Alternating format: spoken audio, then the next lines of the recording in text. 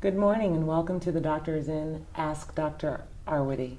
My name is Sybil Madison. I'm the Deputy Mayor for Education and Human Services, and I'm here with Dr. Allison Arwady, our Commissioner for Chicago Department of Public Health. Good morning, everyone. Thanks for joining. We are glad that you're joining us. We're here to give you information, accurate information, and the latest update on COVID-19. Please submit your comments and questions below. You can also submit questions through Facebook or Twitter using hashtag AskDrArwady. We are checking our social distance and making sure that that we're doing that appropriately. Let's start off with news from you, Okay. Dr. Arwady.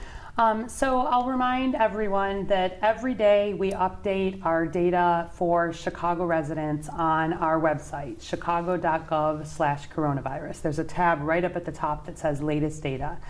We update it in the middle of the afternoon, really in conjunction with the time where the statewide numbers are released in the press conference at 2:30 every day. So for those of you who have already been looking at it, great, but I do want to take some time to talk through our local data in a little bit more detail. So as of now, we are at 1,489 lab-confirmed cases of COVID-19 in Chicago residents. That's an increase of 340 cases since the previous day. We also are at 12 deaths, and that is an increase of 3 since the previous day. And if we first look at the graphs, we can pull those up. You'll see that we are continuing to see an increase in the bar graphs there. I'll remind you that the bar graphs show the date that a test is done. And so sometimes those will change over days if it's taking a little bit of time for lab results to come back into the system. And then the graph that really shows the increase there. I'll remind you that all of the work that we're doing related to social distancing, a lot of that will be reflected sort of in days to come. We are seeing more and more testing every day coming online, so that is part of the overall case count, but we're not just depending on the overall case count. We're really following closely things like ICU admissions, patients who may need ventilation, and deaths, unfortunately, which give us a good way to really project how we're doing in Chicago, and not just in Chicago, but in the region, across Illinois, and in the rest of the country. So we're at nearly 1,500 cases in Chicago. Illinois is at 3,026. So again, Chicago continues to account for approximately half of the cases in Illinois. That's what we've been seeing fairly consistently. There have been 34 deaths to date in Illinois residents, 12 of those in Chicago, and we've had 40 of the 102 counties in Illinois at this point with confirmed cases. The U.S. is at 85,000 plus cases. I noted yesterday the U.S. passed China, passed Italy, now has the most lab confirmed cases of any country in the world, and that is growing rapidly. Particularly in New York City has been the largest place where we've seen recent growth. And then finally in the world, we're now at over 500,000 cases and more than 23,000 deaths, and continuing to just see spread.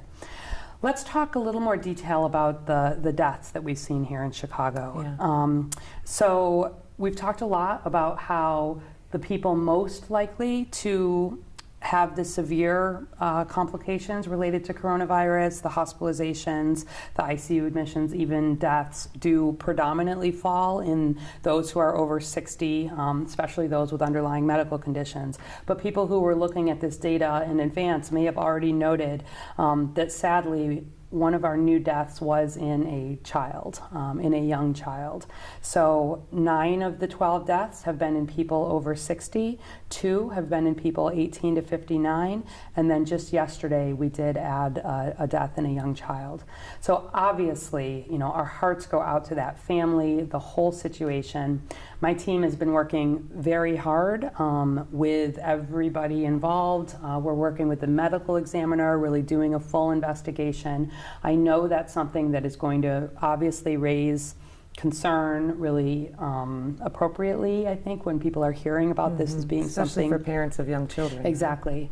And so I decided that tomorrow we are going to focus our questions and answers, especially on questions related to kids. We've talked a lot about children at various points. There is new information coming out really every day. There was a study about placentas and pregnancy. So I thought, tomorrow, just, with this really sad local development, we'll focus on what we do know about COVID in children. So please be sending questions. If you even send them today, we'll pull out ones that are about kids tomorrow. And again, just really thinking of that whole family, all of the families of people who have people seriously ill, hospitalized in intensive care units, and the 12 residents at this point who have died. Yeah. If we look at the rest of our data, broadly speaking, about 27% of our cases have been in those 60 and over, again in Chicago residents, but about 52% of the hospitalizations have been in people over 60. And again, that highlights that that group is the one most likely to have the serious illness. About 71% have been in that 18 to 59 group, but then only about 40% of the hospitalizations. And then 1.6% of our cases have been in that 0 to 17 age group, and we have no hospitalizations in that age group. So it is an outlier to have that death, but I recognize how concerning that will be for people in Chicago to hear that. Yeah. Where we look at our breakdown, we now have a range in cases that goes from less than 1 to 95 years. Our median, so sort of the middle of cases, is 47 years old. It's almost 50-50 split. We have 47% in females, 53% in males. About 65% have not needed any hospitalization. About 35% have needed hospitalization. We actually think there are more that have not needed hospitalization, but just maybe would not have been tested or are not in the data yet. But by and large, really, our local data is not looking different, really, in any way than what we've seen in settings that have had many more cases, including internationally. So that does help us really with some of the modeling and the understanding and really some of the predictive work to really make sure we're being as prepared as we can be. I talked yesterday about some of the really serious work that we're doing here. Right now we have enough beds, we have enough ICU beds, we have enough ventilators, but recognizing, this continued increase in cases and seeing the numbers increasing really in hospitals across Chicago of people who are needing ICU level care with COVID-19, people who are needing ventilators. We did not want to wait, and so this is where some of the really aggressive work, looking at things like building out McCormick Place, not something that the health department has ever undertaken before. Certainly something we're looking for federal assistance to do, but we've talked a whole lot, the last few days, stay home, save lives. Really, that's the thing that you can do the most. Yeah. I pulled up the data. You remember the other day I talked about this social distancing scorecard that's been being done kind of across the country, where they've looked at how much people's cell phones are moving. And we had an A. We had an A. In the most recent update, which has a few days of delay on it, Illinois had actually dropped to a C, and Cook County had dropped to a B, which meant that we had fallen just below that 40% drop. Some of that, I think, frankly, had to do with the weekend potentially versus the weekday, and that's a few days ago. But some of the work, like the closing the lakefront, some of these really, hard things to have to do are in the setting of really wanting people staying at home. So I know that we are much better than we were sort of 4 or 5 days ago, which is really where this data is looking. When I was out yesterday sort of going to and from work, I was out during rush hour times and very few cars out, very few people out. Our weather today certainly is encouraging people to stay in. So, I know we're better than that over these last few days, but I do want people to know that I said before, an A is not good enough, a B is definitely not good enough. Yeah. Aiming for a 75% drop, and maybe tomorrow again or in the next couple days, we'll look at some of those dots. I think with the changes that we've made recently, we'll probably see. I think we will, and that lags by a number of days, but just reinforcing the importance of this. I think the other thing, just that I'll say on kind of a good news front, is that Abbott, which is a maker of tests, just had approval from the FDA for a rapid, what's called PCR test, which would allow a test result literally in like 15 minutes. Wow. So they are ramping up production of that very quickly. Obviously, we'll be working to get some of that available. We don't have it yet, but this is an example of real progress, and as this is scaled up and wide, we've talked in the past how being able to have a much more rapid test will just change the landscape in terms of what we're able to do, where we're making some of these decisions. We're obviously right now, isolating and quarantining people where they're waiting on test results. We're having to do a lot of moving of populations where we're thinking particularly about residents who may be homeless or people who are in these congregate settings, nursing homes, even in the jail. And so the ability to have some more rapid testing in those settings first, but then even in addition for the public more broadly will just be a huge game changer. So really looking forward to further progress and much more availability for testing here. It's been amazing, the ingenuity and kind of the rapidity of manufacturing and our healthcare companies, et cetera. It has been, and I really, we've been pushing really at that federal level to be serious about this, to be ramping up those productions of the ventilators, ramping up the testing, not just talking about it, but really making sure that it's getting done. We're doing everything we can here in Chicago, building on our plans, building on our stockpiles. I remain very confident in what we've done, but where we're thinking about the scale like this, it does require things like the Strategic National Stockpile, which is the federal reserve for things like ventilators and things like additional personal protective equipment. So just continuing to really push on some of that. Yeah. All right. Well, shall we get into Please. questions? Okay. Joshua Drake from Facebook, does ibuprofen make COVID-19 worse? All right, so thanks for that question. So this is one of these rumors, I think, that has been circulating out there very widely. And it's an example of a rumor that sort of had a little grain of truth in it, I think, which is where it can kind of get amplified in different ways. So let's talk about this. First of all, there is no evidence that taking ibuprofen leads to worse outcomes in COVID, period. So if you go to the WHO, the CDC, all of these sites, because of some of these rumors, they have now proactively come out and said there is no reason not to take ibuprofen for reducing fevers, et cetera, especially for people who are at home and maybe treating fevers. I think where some of this came from, frankly, is a couple different things.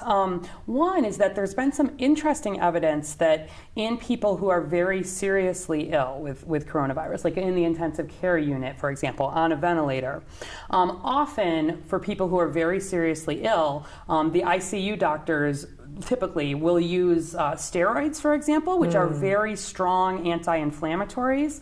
And there's been some evidence that for COVID-19, those steroids, those very, very strong anti-inflammatories may not help. And so as they've been working to get better protocols for these folks in intensive care units, there's been some thought about not doing as much with the anti-inflammatories. In addition, the health minister of France had put out a tweet a couple of weeks ago, I think, sort of making some questions about ibuprofen, but without linking to any particular data. There were a couple of sort of early studies, but everybody has sort of come back and said none of these studies were meant to say that ibuprofen is not safe, especially for people, taking it to treat aches and pains and fevers at home.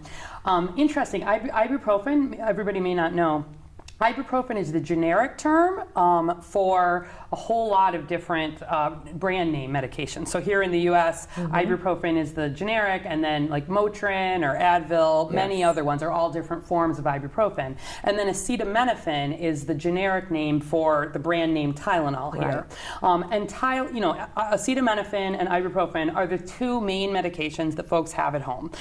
They're over the counter here. You can use them for fevers. You can use them for and treating them. Are they both anti-inflammatory? So the ibuprofen is a little more anti-inflammatory. That's actually why we recommend it more for some of the aches and pains and the arthritises. Acetaminophen will sometimes more often be given in children, but the point is that everybody needs to use these medications in the way that they are directed. So there have again been examples of people trying to take very large doses of acetaminophen or ibuprofen, people trying to take it when they're not sick to prevent it, or people being like, oh, I have a fever, let me take a lot of it. And acetaminophen or Tylenol is actually not even available over the counter in Europe because if you take too much of it, it can be damaging to the liver.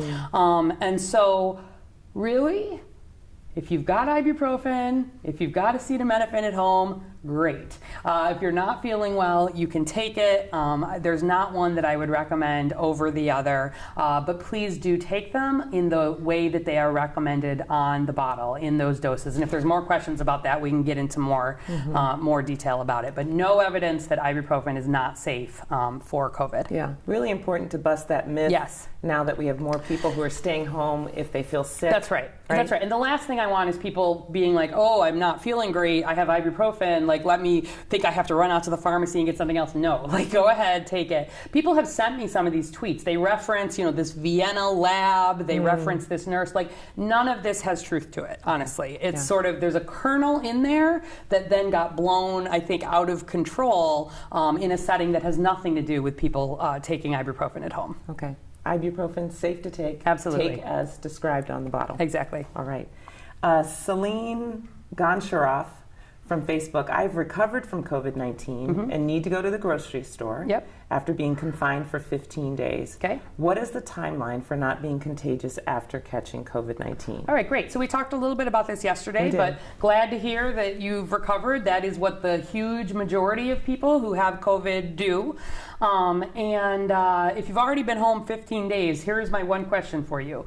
Has it been 3 days that you have not had symptoms? As long as it has been 3 days that you have not had symptoms, you are free to go, you are not contagious, you are not spreading. And just to remind everybody, we talk about really from the onset of symptoms until the time that you are free to go, that you are not contagious, as being at least 7 days. And the last 3 days, you need to not be having any more symptoms. You need to be recovered. And so, if this questioner, was still feeling sick for 14 days, she'd need to wait 3 more days. If she was only sick for, 4 days and then she was feeling better, she stayed in even longer than she needs to. So, so the key is the absence of symptoms. The key is, at least 7 days. So if you have just a very mild 2-3 days, you still have to stay home for 7 days. And if you've been sick for a little bit longer, it's got to be at least 7 days, but then at least 3 days, 72 hours with resolution of symptoms. And that means, for example, if you were having fevers, you need to have 3 days without fevers where you're not taking ibuprofen or acetaminophen, right? That you're really not, that you're better. Okay. But it's really, thank you for that question because they're being very thoughtful about. Exactly. And you can go to the grocery store. Others. There is not a risk for others. And in fact, based on everything we know, you yourself would actually now be immune to a reinfection for coronavirus. Right. Anya Rath from Twitter, can we go for drives during the stay-at-home order, or is there a chance of getting pulled over? Okay. So we are not in a situation here where we are pulling people over. I think the question would be, why are you going for the drive? Are you going for the drive for something that is essential? You're going to get groceries, you're going to pick up medication, you're going to help provide some care, or you're going for an essential job, in which case, yes. I would recommend not going for a drive just to go for a drive. Again, one person going for a drive, not a major problem. It's not, you're safe in your car, etc. But really, just on principle, we want you thinking about staying home as much as possible. So again, this is like the exercise that we were talking about yesterday. One person on a drive, not an issue. But broadly, try to just think about staying home if you don't need to be out. Michael Neal from Facebook. is there a danger in taking a bike ride solo or with 2 or 3 participants? So there is not a danger in taking a bike ride solo. Obviously, there are some parts of the city where you can't ride your bike anymore, most notably along the lakefront. But if you go online, the CDOT, the transportation, has actually made sure to have up there the bike lanes that are appropriate, especially, again, are you using it to get somewhere that you need to go, etc. Divvy has actually, I know, put some discounts in through the end of April. Again, if there are people who are needing to be moving about by bicycle, so you can go and check out the Divvy website, but it's fine. 2 to 3 other people. It's always better to not be near people who are not always in your household, right? And again, this is where it's sort of, it's not the time to be getting together with your people who maybe you're training for something with. Really just, this isn't forever, but try to think about doing things by yourself as much as you can, and or just with people who are already in your household, and where you are out and doing things really as much as possible for those essential activities. Get out, get some exercise, but don't get together in big groups for going on bike rides. Got it. Miri Kite Contriri from Facebook. Should we be concerned about mutations in the virus? Okay. So we talked on this a little bit yesterday too. So it's certainly one of the things that is being carefully watched. We're able to follow and sort of sequence the virus. And that's been happening since the very beginning. There's a good international collaboration on this. So where the virus is getting captured and sequenced, that's all been being shared, free source for scientists to use around the world, because there's good recognition that this needs to be a worldwide effort. At this point, there's not been seen to be significant mutations. And like I said yesterday, mutations feel very scary to people, but mutations, sometimes they're for bad and sometimes they're actually for good. So you could have a mutation that makes a virus less severe or less transmissible, or even vice versa. So really at this point, usually where we see viruses or even bacteria mutate, it's because there's some pressure on them. Right now, the whole world does not have immunity to this virus. It clearly spreads fairly easily. So there's not as much need, if you kind of think about it from the point of view of the virus, to necessarily be mutating to continue to be successful as a virus. So as sort of the virus versus human war, as we fight the virus, the virus is... Then it might mutate. Well, this is the point. I would not have the main worry at this point is not mutations at all. The main worry is about working towards getting a vaccine of the strain that we have now, and there's been a lot of collaboration around this. We said yesterday, could there be additional strains? We just don't know at this point. But this particular strain of remember coronaviruses are a whole family of we've had other coronaviruses before. It's not a new family, but this particular strain is clearly able to be successful as a virus. And so we're going to work very hard to be stopping the spread, to be getting the vaccine, and then following to see if there are changes. Yeah. And the whole world is working on that, which is great to hear. E. Lynn Pennebaker from Facebook. Should I isolate myself in one room away from my family if I felt a sore throat coming on? Oh, okay. Good question. So this gets back to the point that we've made about the potential for this virus, more than an influenza, for example, to really spread very early in disease. It's one of the things why we think there's been such a lot of spread of this, is that it's not just when people are already having the big fevers and sort of coughing dramatically, although that is still when the most transmission happens. But it's been clear, and more clear, I think, as there's been more research, that very early in disease, when people are just starting to get sick, and even potentially, like when people, especially the young, healthy ones, are not feeling sick at all, that there's some potential for transmission. And we've talked about this. It means that what we put in our order, and I'll remind you on chicago.gov/coronavirus, right up at the top, there's a tab next to where the latest data is that has the orders there. And those are the orders, the laws that the city of Chicago has put in place, in addition to the governor's broad stay-at-home order. And the very first one we did there was the one that really said, in Chicago, if you are even beginning to feel sick, you can't go out, you can't go to work. And we detailed there certainly new fever, cough, shortness of breath. Those are the main symptoms. But we listed on there if you're feeling a new sore throat, if you're feeling the beginnings of a cold, if you're feeling unusual fatigue, if you're feeling these body aches, just if you're even starting to feel sick, home.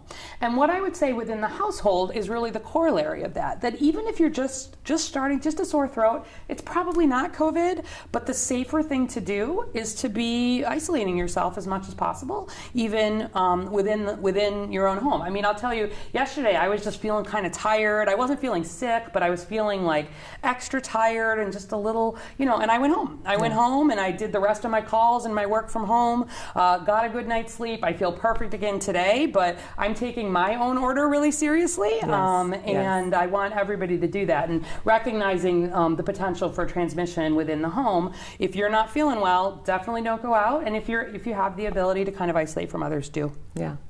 So it's like we're in our household units, and then even within those units, we're being extra careful. And then I would just add that person should be using hand hygiene and absolutely all of those, cleaning surfaces, etc. And this is where the possibility, frankly, for some of the isolation and quarantine can come in. If there are vulnerable people at home, there's needs to do some of that. So got it. How can we? This is a question from Facebook. I think a couple people are asking this. Any healthy tips you can give to people to boost their immune system? We talked about getting good sleep. I took my own advice last night. That's very good for your immune system. I think there's nothing special you need to be taking in terms of supplements. I'm not taking any supplements right now. If there are regular vitamins that you normally take, medications you normally take, keep taking them. But you don't need to be kind of adding anything. If we have any evidence that suggests anything is useful, obviously we'll share that with you. We've got a whole group of people really following the latest in terms of the science. But I think about really the basics, trying to get sleep, trying to get your heart rate up every day. We've talked about that. Little walk, just around your block, doing some exercise in your home. That's good for your heart. It's good for your lungs. Trying to eat healthy as much as you're able to, drinking enough water, like these things that just keep you fundamentally healthy, help with your immune system. And then frankly, stress, right? So it's a very stressful time for everybody. We know that there are really interesting interactions between where there is high stress and how that can affect the immune system. So some of the tips that we've been giving around, unplugging that TV, thinking about, do you use meditation or prayer or talking to friends or reaching out? Do you journal? Do you, anything that you do to help limit stress? It's good for your mental health, and indirectly, it's good for your immune system. And sometimes we feel that stress and we pull on those things. This might be a time when people aren't even aware of how stressed out they are, right? It's a stressful time for everybody. And when you get stressed, your cortisol levels go up, your whole body is in this kind of fight or flight mode, and the more that we can all try to take a break, try to just take some time away from the 24/7 concern, which is very normal and natural. That's good for your mental health, and frankly, it's good for your immune system. Okay, one last question, and then we'll get into some good stuff. I just wanted, Kevin Lamana from Facebook, CNN published an article this morning stating that Chicago, New Orleans, and Detroit are braced for a rough week ahead. Can you elaborate? Yeah, I think there's been additional notice that large cities have a lot of people, have a lot of density, certainly have a lot of the strong health systems, and will have a lot of cases, just like we've seen here. Half of the cases in Illinois are in Chicago residents. So, I think I would say already we're in a fairly rough week, and we do expect to continue to see cases go up. Again, we're monitoring very closely all of the resources that we have. We are in okay shape right now. Every day we're working with the hospitals. Every day we're working to kind of build some of this capacity out, but we're taking really seriously. And that that bending the curve that we talk about every single day is about protecting our health system, keeping people out of the health system in any way that we can if they don't need to be there. And you staying home helps do that. But then also building up capacity, having them think now that if there are surges, and the hospitals here have been amazing in terms of really planning around that, looking at what they can do in advance. And at the health department, we're trying to do everything we can to support keeping the vulnerable populations out, supporting with PPE, other equipment, and then providing some of that cross-data work that helps hospitals not just see what's happening in their setting, but in really our hospital setting. Because we don't just serve Chicago residents, we serve people from all around the Chicago region. Area. Yeah. Okay, so let's talk about some good stuff. Okay. And I'll kick it off with a nod to our healthcare system and all the people who are essential workers in that system. I know in Spain and Italy, they've a lot of communities have come out at like 8 o'clock at night to just give a round of applause, which seems like such a lovely thing to do in recognition for all our healthcare workers who are working so hard, but also a way to build community right from your window or your doorstep.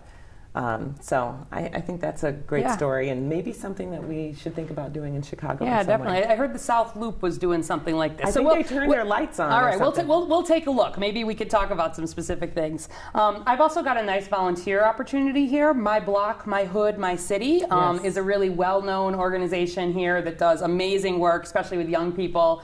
And if you go to formyblock.org, on the middle of the homepage, there's a volunteer to call seniors link where they then get redirected. You can do it from home. It has you call, 10 seniors, up to 10 seniors from your own phone. Just check in and do some of that. So really love seeing some of these community organizations stepping up to fill in around a lot of the large citywide level. Yes, and we all need to be calling our seniors and those that we know have underlying conditions and checking on them. Yeah, and then maybe just the last thing I'll say is that, again, on the website, keep reading the website, please. The Chicago Community COVID-19 Response Fund, which has been the fund that the Chicago Community Trust, United Way, others really work to make sure that collectively we're getting money where it's most needed, especially for feeding and others.